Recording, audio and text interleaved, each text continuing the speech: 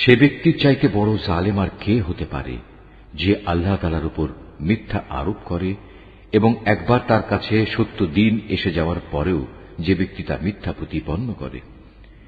এমন সব কাফেরদের ঠিকানা কি জাহান্নামে হওয়া উচিত নয়? অপরদিকে যে ব্যক্তি স্বয়ং এ সত্য দিন নিয়ে এসেছে এবং যে ব্যক্তি এ সত্যকে সত্য বলে মেনে নিয়েছে, ওদের আযাব থেকে বাঁচিয়ে দেয়া হবে। তাদের জন্য তাদের মালিকের কাছে সে সব কিছুই থাকবে যা তারা পেতে চাইবে। মূলত এটা হচ্ছে সৎ কর্মশীল লোকদের পুরস্কার। কেননা এরা যা কিছু মন্দ কাজ করেছিল আল্লাহ তাআলা তা মিটিয়ে দেবেন এবং তাদের ভালো কাজসমূহের জন্য তিনি তাদের উত্তম পুরস্কার দেবেন। আল্লাহ তাআলা কি তার বান্দা মুহাম্মাদের হেফাজতের জন্য যথেষ্ট নন? হে নবী, এরা তোমাকে আল্লাহ তাআলার পরিবর্তে অন্যদের ভয় দেখায়।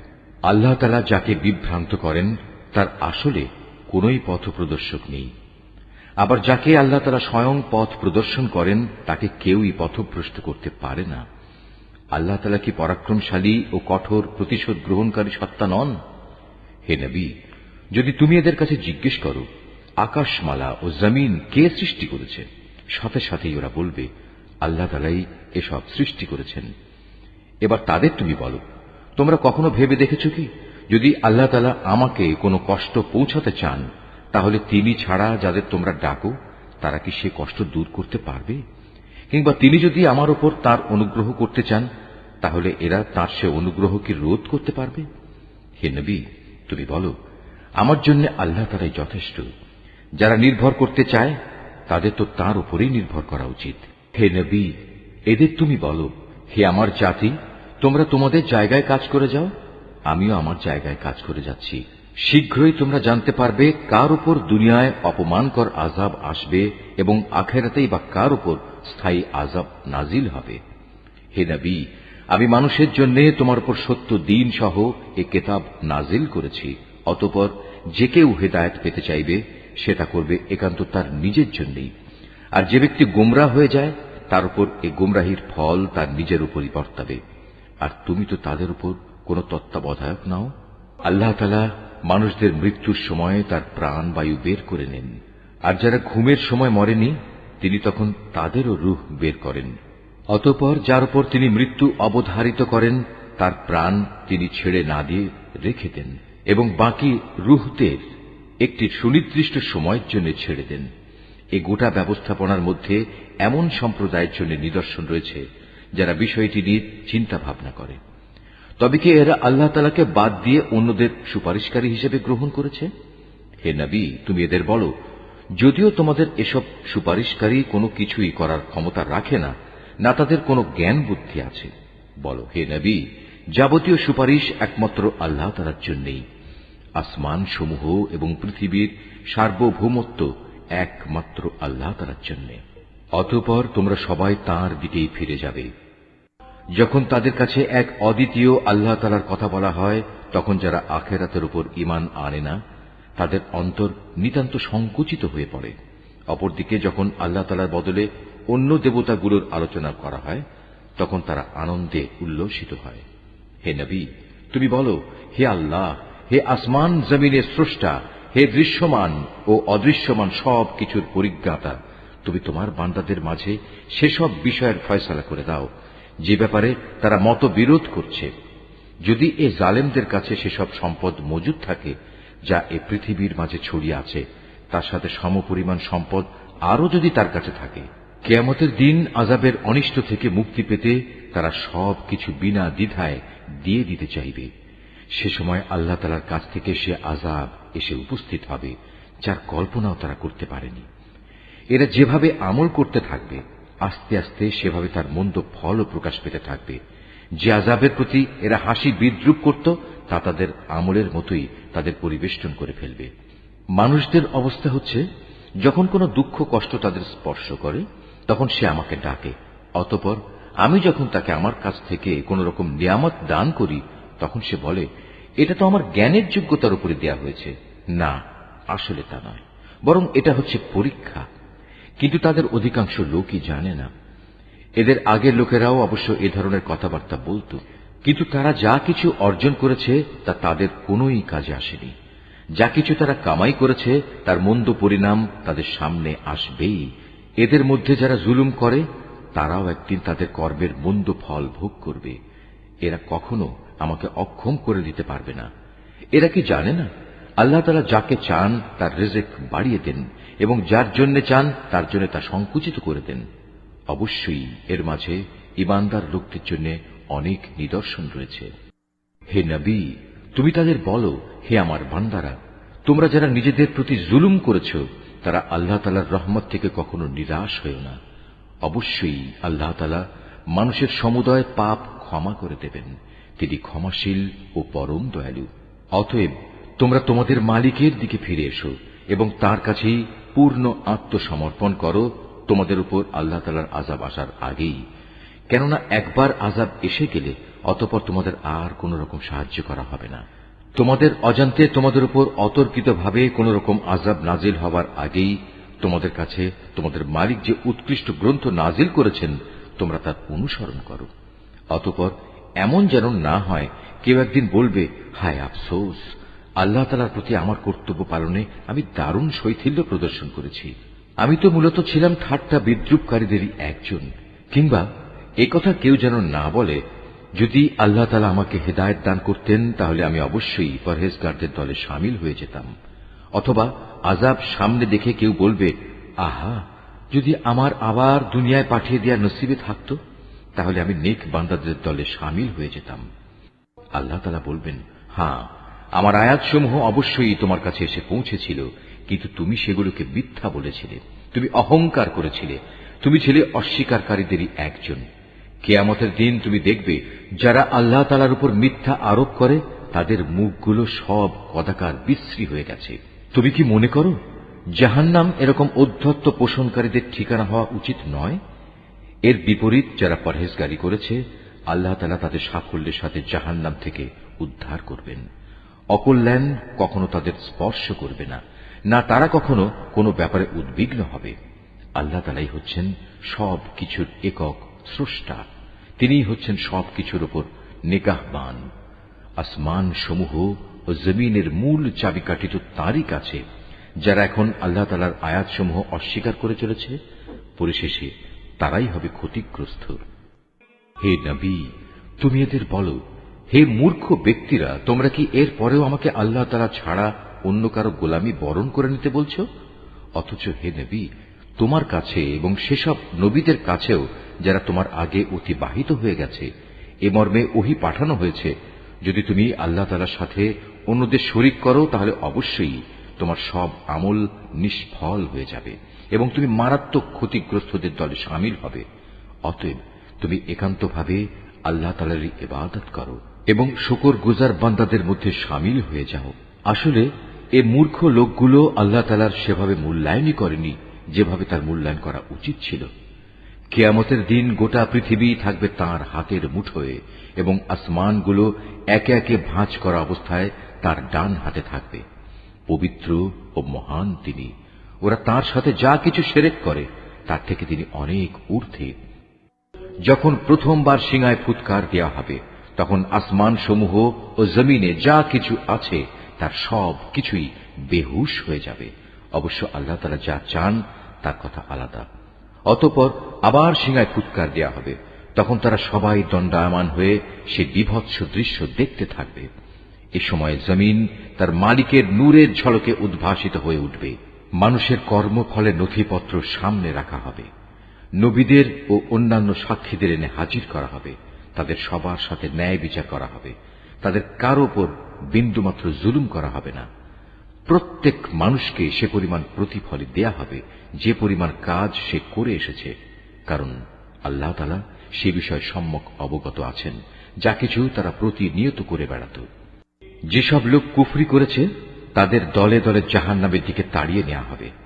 এমনই তাড়া খেয়ে যখন তারা জাহান্নামের কাছে পৌঁছবে তখন সাথে সাথেই তার সদর দরজা খুলে দেয়া হবে এবং তার রক্ষী ফেরেশতারা ওদের বলবে, তোমাদের কাছে কি তোমাদের মধ্যে থেকে কোন রসুল আসেনি যারা তোমাদের কাছে তোমাদের মালিকের কিতাবের আয়াতসমূহ তেলাওয়াত করত এবং তোমাদের এমনই একটি দিনের সাক্ষাৎ সম্বন্ধে সতর্ক করে দিত? ওরা বলবে, হ্যাঁ, অবশ্যই এসেছিল, কিন্তু কাফেরদের ব্যাপারে আল্লাহ তাআলার সে আযাব সম্পর্কিত ওয়াদাই আজ বাস্তবায়িত হয়ে গেল। ওদের তখন বলা হবে, যাও প্রবেশ করো জাহান্নামের দরজা দিয়ে, তোমরা সেখানেই চিরদিন থাকবে। ঔদ্ধত্য প্রকাশকারীদের জন্য কত নিকৃষ্ট হবে এই ঠিকানা। অপরদিকে যারা তাদের মালিককে ভয় করেছে তাদের সবাইকে দলে দলে জান্নাতের দিকে নিয়ে যাওয়া হবে। এমনি করে যখন সেখানে তাদের জান্নাতের দোরগোড়ায় এনে হাজির করানো হবে এবং তার দরজাসমূহ আগে থেকেই তাদের জন্য খুলে রাখা হবে, উষ্ণ অভিনন্দন জানিয়ে তার রক্ষী ফেরেশতারা তাদের বলবে, তোমরা সুখে থাকো, চিরন্তন জীবন কাটানোর জন্য এখানে দাখিল হয়ে যাও। তারা সেখানে প্রবেশ করে কৃতজ্ঞ চিত্তে বলবে, সমস্ত তারিফ আল্লাহ তাআলার, যিনি আমাদের দেয়া তাঁর প্রতিশ্রুতি পূরণ করেছেন এবং আমাদের এ ভূমির অধিকারী বানিয়ে দিয়েছেন। এখন আমরা এই জান্নাতের যেখানে ইচ্ছা সেখানেই বসবাস করব। সদাচারীদের এ পুরস্কার কতই না উত্তম। হে নবী, সেদিন তুমি ফেরেশতাদের দেখতে পাবে, ওরা আরশের চারিদিকে ঘিরে তাদের মালিকের সপ্রশংস পবিত্রতা ও মহিমা ঘোষণা করে চলেছে। সেদিন ইনসাফের সাথে সবার বিচার কার্য যখন সম্পন্ন হবে, চারদিক থেকে একই ঘোষণা ধ্বনিত হবে, সবটুকু প্রশংসাই সৃষ্টিকুলের মালিক আল্লাহ তাআলার জন্য। সূরা আল মোমেন, রহমান রহিম আল্লাহ তাআলার নামে। হামিম। এই গ্রন্থ আল্লাহ তাআলার কাছ থেকে নাজিল হয়েছে। তিনি পরাক্রমশালী, সর্বজ্ঞ। তিনি মানুষের গুনাহ মাফ করেন, তওবা কবুল করেন। তিনি শাস্তিদানে কঠোর। তিনি বিপুল প্রভাব প্রতিপত্তির মালিক। তিনি ছাড়া আর কোনো মাবুদ নেই। সবশেষে একদিন তাঁর দিকেই সবাইকে ফিরে যেতে হবে। হে নবী, আল্লাহ তাআলা নাজিল করা এই আয়াতসমূহ নিয়ে শুধু তারাই বিতর্কে লিপ্ত হয় যারা কুফরি করে। সুতরাং শহরে বন্দরে তাদের বিচরণ যেন কোনো দিনই তোমাকে প্রতারিত করতে না পারে। আগেও নূহের জাতি সে জমানার নবীদের মিথ্যা সাব্যস্ত করেছিল। তাদের পর অন্যান্য দলও নবীদের অস্বীকার করেছে। প্রত্যেক জাতি তাদের নবীদের নিরস্ত করার অভিসন্ধি করেছিল এবং সত্যকে ব্যর্থ করে দেওয়ার জন্য তারা যুক্তিতর্কে লিপ্ত হয়েছিল। পরিণামে আমিও তাদের পাকড়াও করেছি। চেয়ে দেখো কেমন ভীতিকর ছিল আমার আযাব। এভাবে অস্বীকারী ব্যক্তিদের উপর তোমার মালিকের বাণী সত্য প্রমাণিত হল যে এরা সত্যি সত্যি জাহান্নামী। যেসব ফেরেশতা আল্লাহ তাআলার আরশ বহন করে চলেছে, যারা এর চারিদিকে কর্তব্যরত রয়েছে, তারা নিজেদের মালিকের পবিত্রতা ও মহিমা ঘোষণা করে চলেছে। তারা তাঁর উপর ঈমান রাখে। তারা ঈমানদারদের মাগফিরাতের জন্য দোয়া করে। তারা বলে, হে আমাদের মালিক, তুমি তোমার অনুগ্রহ ও জ্ঞান সহ সব কিছুর উপর ছেয়ে আছো। সুতরাং সেসব লোককে তুমি ক্ষমা করে দাও যারা তওবা করে এবং যারা তোমার দ্বীনের পথে চলে। তুমি তাদের জাহান্নামের আযাব থেকে বাঁচাও। হে আমাদের মালিক, তুমি তাদের সেই স্থায়ী জান্নাতে প্রবেশ করাও যার প্রতিশ্রুতি তুমি তাদের দিয়েছ। তাদের পিতামাতা, তাদের স্বামী স্ত্রী ও তাদের সন্তান সন্ততির মধ্যে যারা নেক কাজ করেছে তাদেরও। নিশ্চয়ই তুমি পরাক্রমশালী, প্রজ্ঞাময়। তুমি কিয়ামতের দিন তাদের দুঃখ কষ্ট থেকে রক্ষা করো। মূলত সেদিন তুমি যাকেই দুঃখ কষ্ট থেকে বাঁচিয়ে দেবে তাকে তুমি বড় বেশি দয়া করবে, আর এটাই হচ্ছে সেদিনের সবচাইতে বড় সাফল্য। নিঃসন্দেহে যারা কুফরি করেছে তাদের উদ্দেশ্যে ঘোষণা দিয়ে বলা হবে, আজ তোমাদের প্রতি তোমাদের যে রোষ তার চাইতে আল্লাহ তাআলার রোষ আরো বেশি ছিল, বিশেষ করে যখন তোমাদের ঈমানের দিকে ডাকা হচ্ছিল আর তোমরা তা অস্বীকার করছিলে। তারা বলবে, হে আমাদের মালিক, তুমি তো দুবার আমাদের মৃত্যু দিলে, আবার দুবার জীবনও দিলে। আমরা আমাদের অপরাধ স্বীকারও করেছি। অতএব এখন আমাদের এখান থেকে বেরিয়ে যাওয়ার কোনো রাস্তা আছে কি? তাদের বলা হবে, তোমাদের এই শাস্তি তো এজন্যে, যখন তোমাদের এক আল্লাহর দিকে ডাকা হতো তখন তোমরা তা অস্বীকার করতে। যখন তার সাথে শরীক করা হতো তখন তোমরা তা মেনে নিতে। আজ সর্বময় সিদ্ধান্তের মালিক হচ্ছেন আল্লাহ তাআলা। তিনি সর্বোচ্চ, তিনি মহান। হে মানুষ, তিনিই আল্লাহ তাআলা যিনি তোমাদের তার কুদরতের নিদর্শন সমূহ দেখান এবং আসমান থেকে তোমাদের জন্য রিজিক পাঠান। আসলে এ থেকে তারাই শিক্ষা গ্রহণ করে যারা একান্তভাবে আল্লাহ তাআলার দিকে নিবিষ্ট হয়। অতএব হে মুসলমানরা, তোমরা তোমাদের জীবন কাঠামো একনিষ্ঠভাবে আল্লাহ তাআলার জন্যই নিবেদিত করো। একমাত্র তাকেই ডাকো, যদিও কাফেররা এটা মোটেই পছন্দ করে না। তিনি সুউচ্চ মর্যাদার অধিকারী, আরশের মহান অধিপতি। তিনি তার বান্দাদের মধ্যে থেকে যার উপর ইচ্ছা তার আদেশ সহ তার উপর ওহী পাঠান, যাতে করে সে ওহীপ্রাপ্ত রসুল আল্লাহর সাথে সাক্ষাৎ লাভের এ দিনটির ব্যাপারে বান্দাদের সাবধান করে দিতে পারে। সেদিন যখন মানুষ হাসরের ময়দানে বেরিয়ে পড়বে, তখন তাদের কোনো কিছুই আল্লাহ তাআলার কাছ থেকে গোপন থাকবে না। বলা হবে, আজ সর্বময় রাজত্ব ও কর্তৃত্ব কার? জবাব আসবে, প্রবল পরাক্রমশালী এক আল্লাহ তাআলার। আজ প্রত্যেক মানুষকে সে পরিমাণ প্রতিফলই দেয়া হবে যে পরিমাণ সে দুনিয়ায় অর্জন করে এসেছে। আজ কারো প্রতি কোন রকম অবিচার করা হবে না। অবশ্যই আল্লাহ তাআলা দ্রুত হিসাব গ্রহণে তৎপর। হে নবী, তুমি তাদের আসন্ন কিয়ামতের দিন সম্পর্কে সতর্ক করে দাও, যখন কষ্টে তাদের প্রাণ কণ্ঠাগত হবে, চারিদিক থেকে দম বন্ধ হবার উপক্রম হবে। সেদিন জালেমদের আসলেই কোনো বন্ধু থাকবে না, থাকবে না এমন কোন সুপারিশকারী যা তখন গ্রাহ্য করা হবে। তিনি চোখের খেয়ানত সম্পর্কে যেমন জানেন, তেমনি জানেন যা কিছু মানুষের মন গোপন করে রাখে সে সব কিছু। আল্লাহ তাআলা তার বান্দাদের মাঝে ন্যায় বিচার করেন, কিন্তু ওরা আল্লাহ তাআলাকে বাদ দিয়ে যাদের ডাকে, তারা অন্যের ন্যায় বিচার তো দূরের কথা, নিজেদের কোনো বিচার ফয়সালাও করতে সক্ষম নয়। মূলত আল্লাহ তাআলা হচ্ছেন সর্বশ্রোতা, সর্বদ্রষ্টা। এই লোকগুলো কি আমার জমিনে ঘোরাফেরা করে না? ঘুরলে তারা দেখতে পেত এদের আগের লোকগুলোর কি পরিণাম হয়েছিল। অথচ শক্তিমত্তার দিক থেকে বলো এবং যেসব কীর্তি তারা এই দুনিয়ায় রেখে গেছে সে দৃষ্টিতে বলো, জমিনে তারা ছিল এদের চাইতে অনেক বেশি প্রবল। কিন্তু আল্লাহ তাআলা তাদের অপরাধের জন্য তাদের পাকড়াও করলেন। সে সময় তাদের আল্লাহ তাআলার গজব থেকে রক্ষা করার মতো কেউই ছিল না। এটা এ কারণে, তাদের কাছে সুস্পষ্ট নিদর্শন সহ আল্লাহ তাআলার রসুলদের আগমন সত্ত্বেও ওরা তাদের অস্বীকার করেছিল। অতঃপর আল্লাহ তাআলাও তাদের এজন্য ভীষণ শাস্তি দিলেন।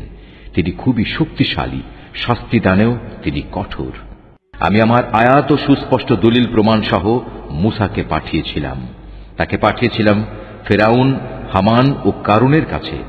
অতঃপর ওরা বলল, এ তো হচ্ছে এক চরম মিথ্যাবাদী জাদুকর। অতঃপর যখন সে আমার কাছ থেকে সত্য দিন নিয়ে তাদের কাছে এলো, তখন তারা বলল, যারা তার সাথে আল্লাহ তাআলার উপর ঈমান এনেছে তাদের পুত্র সন্তানদের তোমরা হত্যা করো এবং শুধু তাদের কন্যাদেরই জীবিত রাখো। কিন্তু কাফেরদের ষড়যন্ত্র ব্যর্থতা ছাড়া আর কিছুই নয়।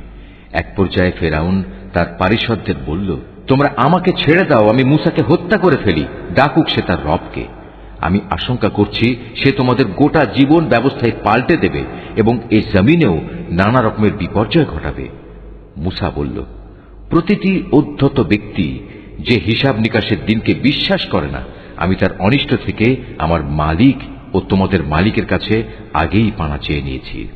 একজন মোমেন ব্যক্তি যে ছিল স্বয়ং ফেরাউনের গোত্রেরই লোক এবং যে ব্যক্তি নিজের ঈমান এতদিন পর্যন্ত গোপন করে আসছিল, সব শুনে সে বলল, আচ্ছা, তোমরা কি একজন লোককে শুধু এজন্যই হত্যা করতে চাও যে ব্যক্তি বলে আমার মালিক হচ্ছেন আল্লাহ তাআলা, যদিও সে তোমাদের মালিকের কাছ থেকে সুস্পষ্ট দলিল প্রমাণ সহই তোমাদের কাছে এসেছে?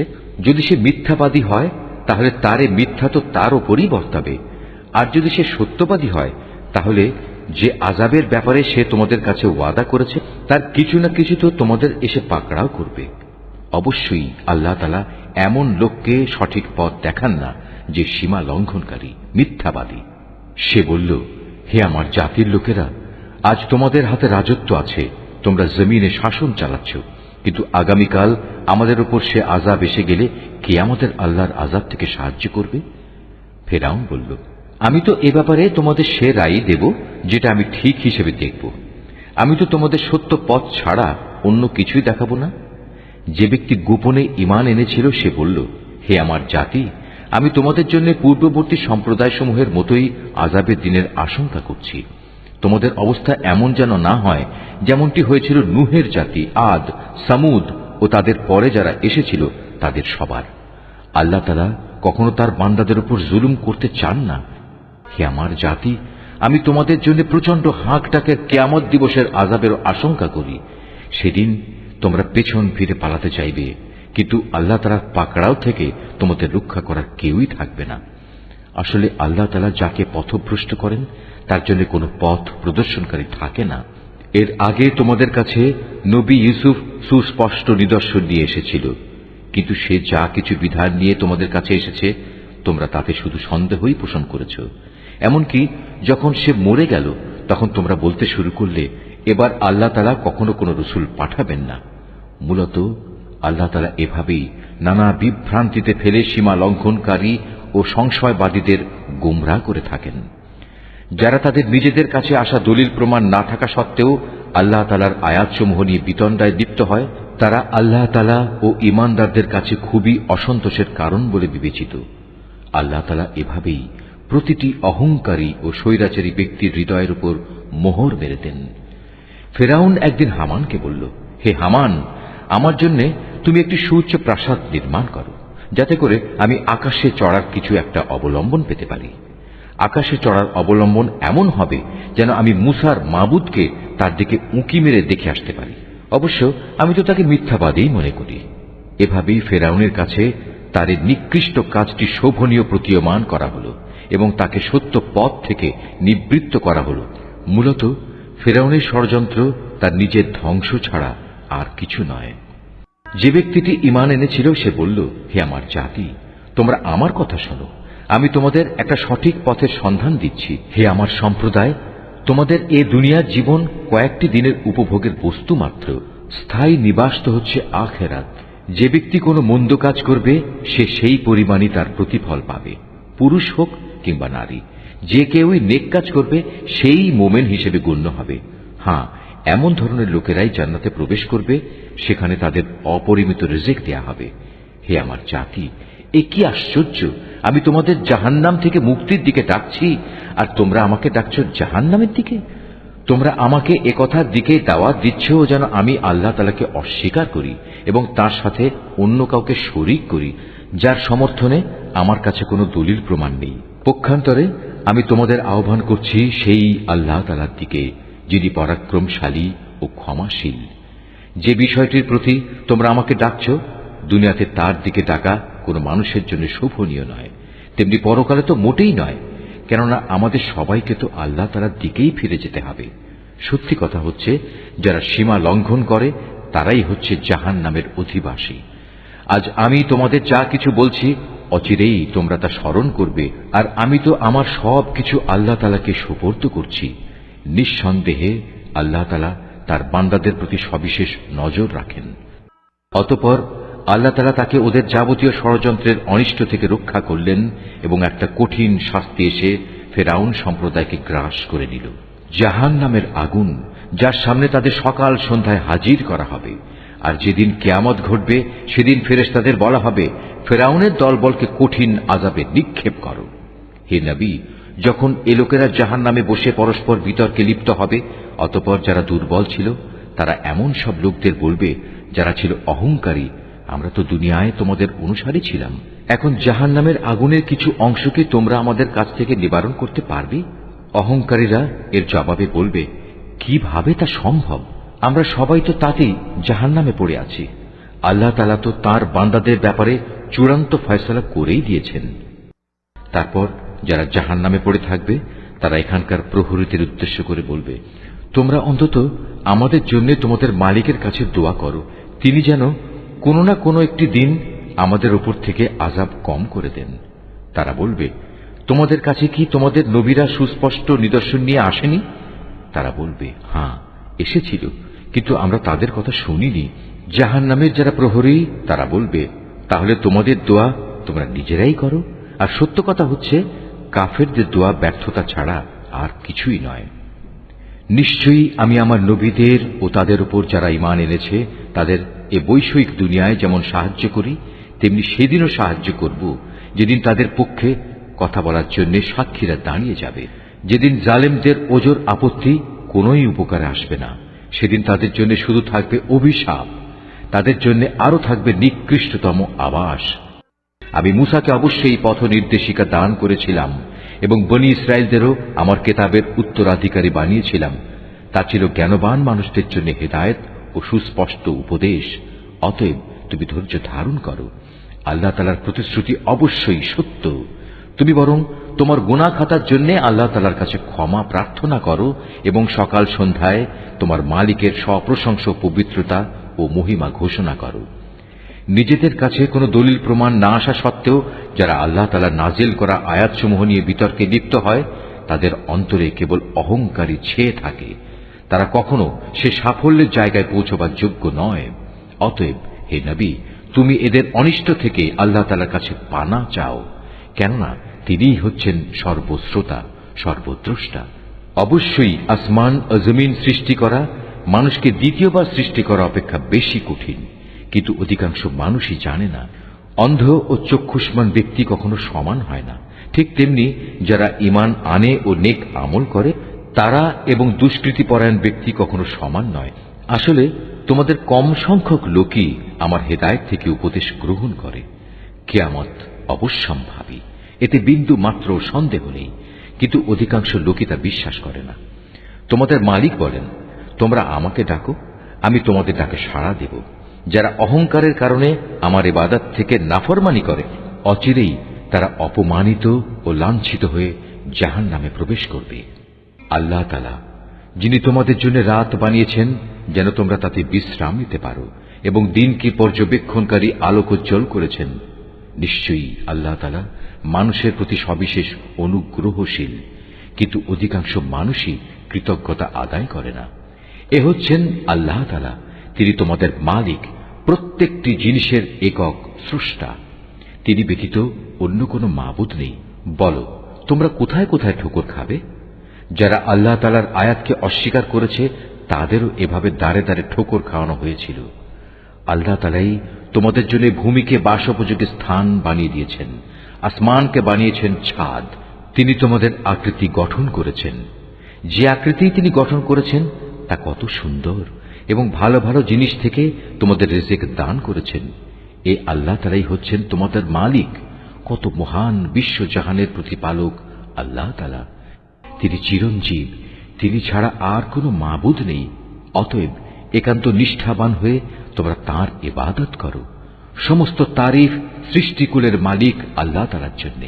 হে নবী, তুমি তাদের বলো, আমাকে নিষেধ করা হয়েছে যেন আমি তাদের ইবাদত না করি যাদের তোমরা আল্লাহ তাআলার বদলে ডাকো। তাছাড়া যখন আমার কাছে আমার মালিকের কাছ থেকে সুস্পষ্ট নিদর্শনসমূহ এসে গেছে, আমাকে আদেশ দেওয়া হয়েছে যেন আমি আল্লাহ তাআলার অনুগত বান্দা হয়ে যাই। তিনি আল্লাহ তাআলা যিনি তোমাদের মাটি থেকে পয়দা করেছেন, অতঃপর তিনি তোমাদের শুক্র বিন্দু থেকে, তারপর জমাট রক্ত থেকে বানিয়ে তোমাদের শিশু হিসেবে বের করে আনেন। তারপর তোমরা যৌবন প্রাপ্ত হও, একসময় উপনীত হও বার্ধক্যে।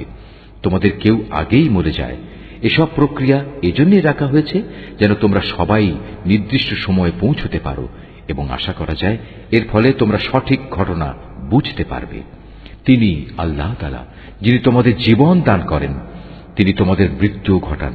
তিনি যখন কোনো কিছু করার স্থির করেন তখন শুধু এটুকুই বলেন, হও, অতঃপর তা হয়ে যায়। হে নবী, তুমি কি ওদের অবস্থার দিকে তাকিয়ে দেখোনি যারা আল্লাহ তাআলা নাজিল করা আয়াত সম্পর্কে নানা বিতর্কে লিপ্ত হচ্ছে?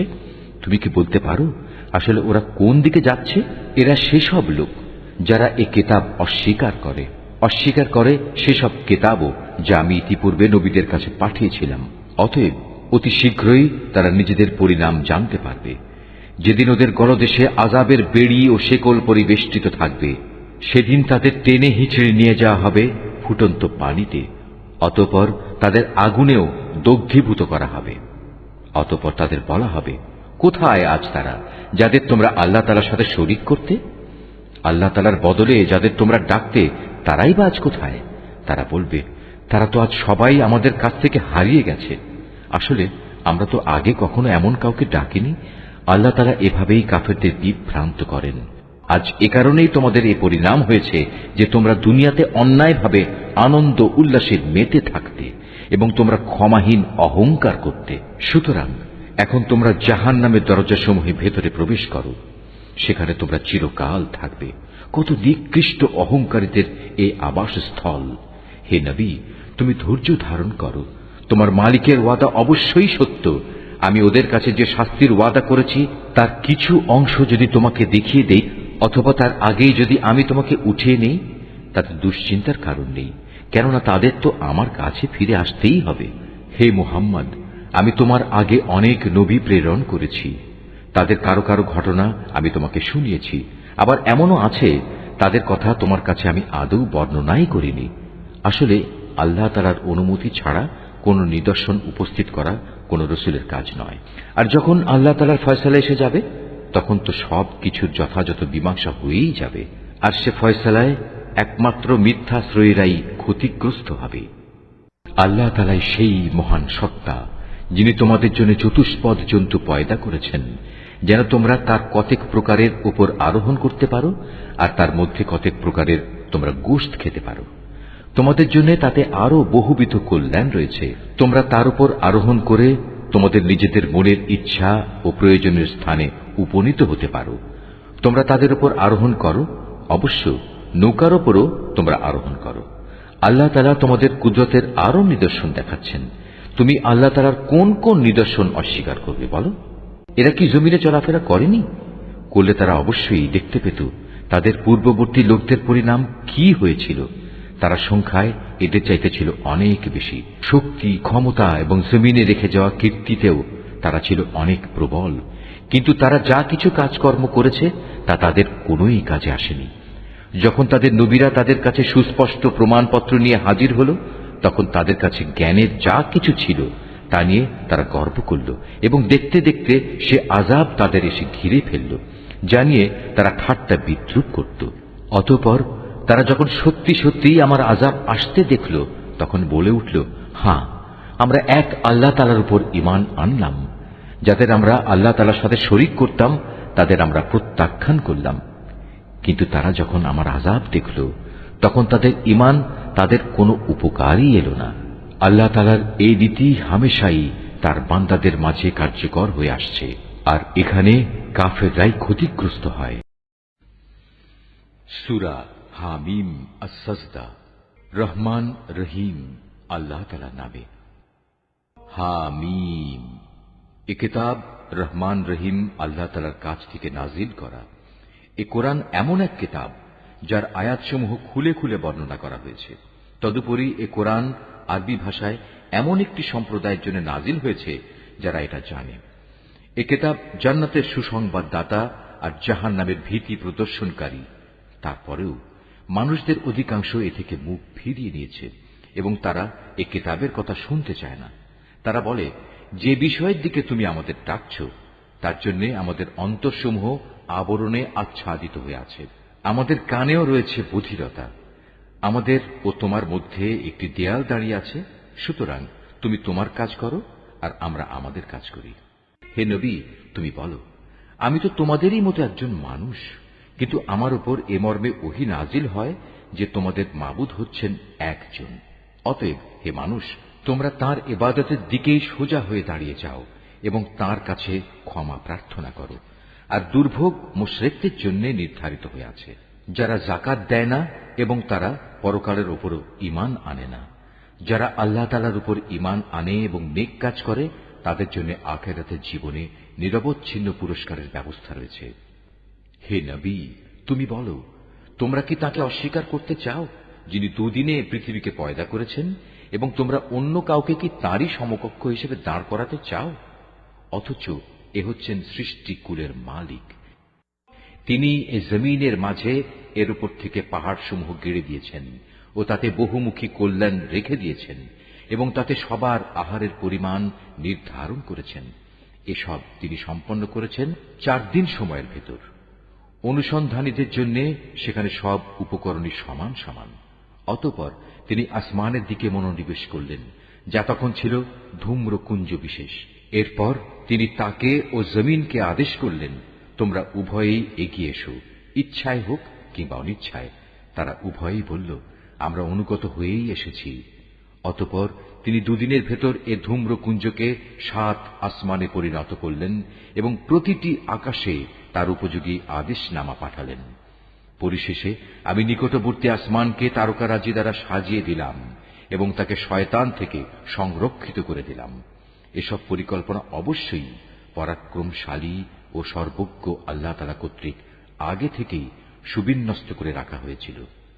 এরপরেও যদি এরা মুখ ফিরিয়ে নেয় তাহলে তুমি বলো, আমি তো তোমাদের এক ভয়াবহ ধ্বংসাত্মক আযাব থেকে সতর্ক করলাম মাত্র। ঠিক যেরূপ ভয়াবহ আযাব এসেছিল আদ ও সামুদের ওপর, যখন তাদের কাছে ও তাদের আগের লোকদের কাছে আমার রসুলরা এসে বলেছিল, তোমরা আল্লাহ তাআলা ছাড়া অন্য কারো ইবাদত করো না। জবাবে তারা বলেছিল, আমাদের মালিক যদি চাইতেন তাহলে তিনি ফেরেশতাদেরই নবী করে পাঠাতেন। তোমাদের যা কিছু দিয়েই পাঠানো হোক না কেন, আমরা তাই প্রত্যাখ্যান করলাম। আদ জাতির ঘটনা ছিল, তারা আল্লাহ তাআলার জমিনে অন্যায়ভাবে দম্ভ ভরে ঘুরে বেড়াত এবং বলতো, আমাদের চাইতে শক্তিশালী আর কে আছে? অথচ ওরা কি চিন্তা করে দেখেনি যে আল্লাহ তাআলা তাদের সৃষ্টি করেছেন, তিনি শক্তির দিক থেকে তাদের চাইতে অনেক বেশি প্রবল? আসলে ওরা আমার আয়াতসমূহকেই অস্বীকার করত। অতঃপর আমি কতিপয় অশুভ দিনে তাদের উপর এক প্রচন্ড তুফান প্রেরণ করলাম, যেন আমি তাদের দুনিয়ার জীবনেই লাঞ্ছনাদায়ক একটি শাস্তির স্বাদ উপভোগ করিয়ে দিতে পারি। আর আখিরাতের আযাব তো আরো বেশি অপমানকর, তাদের তো কোন রকম সাহায্যও করা হবে না। আর সামুদ জাতির অবস্থা ছিল এই যে আমি তাদেরও সরল পথ দেখিয়ে দিয়েছিলাম, কিন্তু তারা হেদায়েতের বদলে অন্ধত্বের উপর থাকাই বেশি পছন্দ করল। অতঃপর তাদের অন্যায় কাজকর্মের জন্য আমি তাদের উপর অপমানজনক শাস্তির কষাঘাত হানলাম। এই প্রলয়ঙ্কারী শাস্তির কষাঘাত থেকে আমি তাদেরই শুধু উদ্ধার করলাম যারা ঈমান এনেছে এবং অপরাধ থেকে বেঁচে থেকেছে। সেদিনটির কথা স্মরণ করো যেদিন আল্লাহ তাআলা দুশমনদের জাহান্নামের দিকে নিয়ে যাওয়ার জন্য জড়ো করা হবে। সেদিন তাদের হাঁকিয়ে বিভিন্ন দলে উপদলে বিন্যস্ত করা হবে। যেতে যেতে তারা যখন তার বিচারের পাল্লার কাছে পৌঁছবে, তখন তাদের কান, চোখ ও চামড়া তাদের যাবতীয় কাজের উপর সাক্ষ্য দেবে। তখন তারা তাদের চামড়াগুলোকে বলবে, তোমরা আজ আমাদের বিরুদ্ধে সাক্ষ্য দিলে কেন? উত্তরে তারা বলবে, আল্লাহ তাআলা যিনি সব কিছুকে কথা বলার শক্তি দিয়েছেন, তিনি আজ আমাদেরও কথা বলার শক্তি দিয়েছেন। তিনি যেহেতু তোমাদের প্রথমবার সৃষ্টি করেছিলেন, তাই তোমাদের তার কাছেই ফিরে যেতে হবে। আল্লাহ তাআলা বলবেন, তোমরা দুনিয়াতে কোনো কিছুই তো এদের কাছ থেকে গোপন করার চেষ্টা করতে না। এটা ভাবতেও পারোনি তোমাদের কান, তোমাদের চোখ ও তোমাদের চামড়া কখনো তোমাদের বিরুদ্ধে সাক্ষ্য দেবে? বরং তোমরা তো মনে করতে তোমরা যা কিছু করছিলে তার অনেক কিছু স্বয়ং আল্লাহ তাআলাও বুঝি জানেন না। তোমাদের এই যে ধারণা যা তোমরা তোমাদের মালিকের সম্পর্কে পোষণ করতে, মূলত তাই তোমাদের এ ভরাডুবি ঘটিয়েছে। ফলে তোমরা মারাত্মক ক্ষতিগ্রস্ত হয়ে গেছ। আজ যদি ওরা ধৈর্য ধারণ করে তাতেও তাদের কোনো উপকার হবে না, জাহান্নামই হবে তাদের ঠিকানা। আল্লাহ তাআলার কাছে অনুগ্রহ চাইলেও কোনো লাভ হবে না, কেননা আজ তারা কোনো অবস্থায় অনুগ্রহ প্রাপ্ত হবে না। আমি দুনিয়ার জীবনে তাদের উপর এমন কিছু সঙ্গী সাথী বসিয়ে দিয়েছিলাম যারা তাদের সামনের ও পেছনের কাজগুলো তাদের সামনে শোভনীয় এবং লোভনীয় করে রেখেছিল। পরিশেষে জিন ও মানুষদের সে দলের সাথে তাদের ব্যাপারেও আল্লাহ তাআলার সিদ্ধান্ত সত্যে পরিণত হল, যারা তাদের আগে অতিবাহিত হয়ে গেছে। অবশ্য এরা সবাই ছিল নিদারুণভাবে ক্ষতিগ্রস্ত। যারা কুফরি পন্থা অবলম্বন করেছে তারা একজন আরেকজনকে বলে, তোমরা কখনো এ কোরআন শুনবে না, তেলাওয়াতের সময় তার মাঝে শোরগোল করো, হয়তো এ কৌশল দ্বারা তোমরা জয়ী হতে পারবে। আমি অবশ্যই কাফেরদের কঠিন আযাবের স্বাদ আস্বাদন করাবো, এবং নিশ্চয়ই আমি তাদের সে কাজের প্রতিফল দেব যে আচরণ তারা আমার কেতাবের সাথে করে এসেছে। এই জাহান্নামই হচ্ছে আল্লাহ তাআলার শত্রুদের যথার্থ পাওনা। সেখানে তাদের জন্য চিরস্থায়ী আযাবের ঘর থাকবে। তারা যে আমার আয়াতসমূহ অস্বীকার করত, এটা হচ্ছে তারই প্রতিফল। কাফেররা সেদিন বলবে, হে আমাদের মালিক, যেসব জিন ও মানুষ দুনিয়ায় আমাদের গোমরা করেছিল, আজ তুমি তাদের এক নজর আমাদের দেখিয়ে দাও।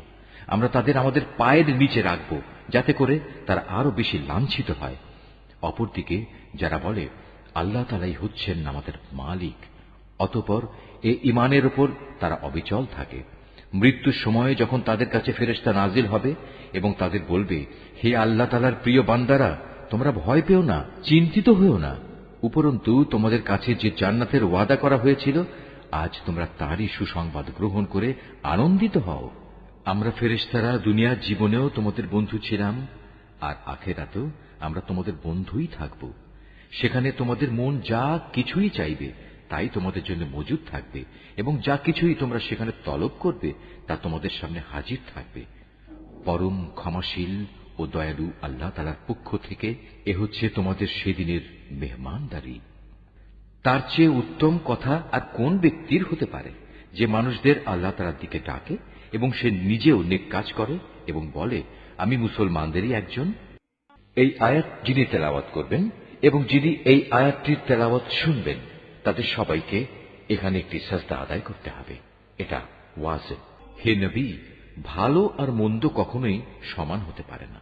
তুমি ভালো কাজ দ্বারা মন্দ কাজ প্রতিহত করো, তাহলেই তুমি দেখতে পাবে তোমার এবং যার সাথে তোমার শত্রুতা ছিল তার মাঝে এমন অবস্থা সৃষ্টি হয়ে যাবে যেন সে তোমার অন্তরঙ্গ বন্ধু। আর এ বিষয়টি শুধু তাদের ভাগ্যেই লেখা থাকে যারা ধৈর্য ধারণ করে, এবং এ সকল লোক শুধু তারাই হয় যারা সৌভাগ্যের অধিকারী।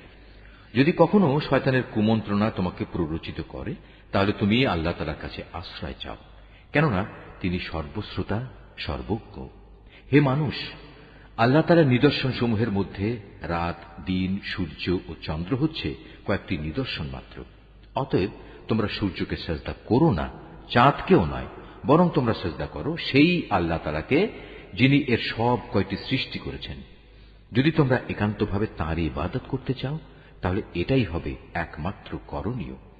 অতঃপর হে নবী, এরা যদি অহংকার করে তাহলে তুমি ভেবো না, যারা তোমার মালিকের সান্নিধ্যে রয়েছে তারা তো রাত দিন তাঁরই পবিত্রতা ও মহিমা ঘোষণা করে যাচ্ছে, তারা বিন্দু মাত্র এতে ক্লান্ত হয় না। তার কুদরতের আরেকটি নিদর্শন হচ্ছে তুমি জমিনকে দেখতে পাচ্ছ শুষ্ক ও অনুর্বর হয়ে পড়ে আছে, অতঃপর তার উপর আমি যখন পানি বর্ষণ করি তখন সহসাই তা শস্য শ্যামল হয়ে স্ফীত হয়ে ওঠে। অবশ্যই যে আল্লাহ তাআলা এ মৃত জমিনকে জীবন দান করেন, তিনি মৃত মানুষকেও জীবিত করবেন। নিঃসন্দেহে তিনি সর্ববিষয়ের উপর একক শক্তিমান। যারা আমার আয়াতসমূহ বিকৃত করে তারা কিন্তু কেউই আমার দৃষ্টির অগোচরে নয়। তুমি বলো, যে ব্যক্তি জাহান্নামে নিক্ষিপ্ত হবে সে ভালো, না যে ব্যক্তি কিয়ামতের দিন শান্তি ও নিরাপত্তার সাথে আমার সামনে হাজির হবে সে ভালো?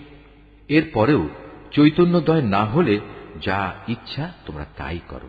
তবে মনে রেখো, তোমরা যাই করো আল্লাহ তাআলা তা অবলোকন করছেন। যারা কোরআনের মতো একটি স্মরণিকা গ্রন্থ তাদের কাছে আসার পর তাকে অস্বীকার করে, তারা অচিরেই তাদের পরিণাম টের পাবে। মূলত তা কোরআন হচ্ছে এক সম্মানিত গ্রন্থ। এতে বাতিল কিছু অনুপ্রবেশের আশঙ্কা নেই। তার সামনের দিক থেকেও নয়, তার পেছনের দিক থেকেও নয়, কেননা এটা বিজ্ঞ, কুশলী, প্রশংসিত সত্তার কাছ থেকে নাজিল করা হয়েছে। হে নবী, তোমার সম্পর্কে আজ সেসব কিছুই বলা হচ্ছে যা তোমার আগে অন্যান্য নবীদের ব্যাপারেও বলা হয়েছিল। নিঃসন্দেহে তোমার মালিক যেমনি পরম ক্ষমাশীল, তেমনি তিনি কঠোর শাস্তিদাতাও বটে। আমি যদি কোরআন আরবি ভাষার বদলে আজমি অনারব ভাষায় বানাতাম, তাহলে এরা বলতো, কেন এর আয়াতগুলো আমাদের ভাষায় পরিষ্কার করে বর্ণনা করা হলো না? তারা বলতো, এ কি আজব ব্যাপার, এটা নাজিল করা হয়েছে আজমি ভাষায়, অথচ এর বাহক হচ্ছে আরবি। হে রাসূল, তুমি বলো, এ গোটা কোরআন হচ্ছে মূলত ঈমানদারদের জন্য হেদায়েত গ্রন্থ ও মানুষের যাবতীয় রোগ ব্যাধির নিরাময়। কিন্তু যারা এর উপর ঈমান আনে না, তাদের কানে বধিরতা ছিপি আটা আছে, তাই কোরআন তাদের উপর যেন একটি অন্ধকার পর্দা। এ কারণেই সত্য কথা শোনা সত্ত্বেও তারা এর সাথে এমন আচরণ করে যেন তাদের অনেক দূর থেকে ডাকা হচ্ছে, তাই কিছুই বুঝতে পারছে না। হে নবী, তোমার আগে আমি মূসাকেও একটি কিতাব দান করেছিলাম, তাতে বহু মতবিরোধ ঘটানো হয়েছিল। আসলে তোমার মালিকের পক্ষ থেকে কিয়ামত সংক্রান্ত ঘোষণা যদি না থাকত, তাহলে কবেই আযাব এসে এদের মাঝে চূড়ান্ত একটা ফয়সালা হয়ে যেত। এরা আসলে এই কোরআন সম্পর্কে এক বিভ্রান্তিকর সন্দেহে নিমজ্জিত আছে। যে কোনো ব্যক্তি নেক কাজ করবে, মূলত সে তা করবে একান্ত তার নিজের কল্যাণের জন্য, আর যে ব্যক্তি কোনো মন্দ কাজ করবে তার অশুভ ফল একান্ত তার উপরেই গিয়ে পড়বে। তোমার মালিক তার বান্দাদের ব্যাপারে কখনো সালেম নন।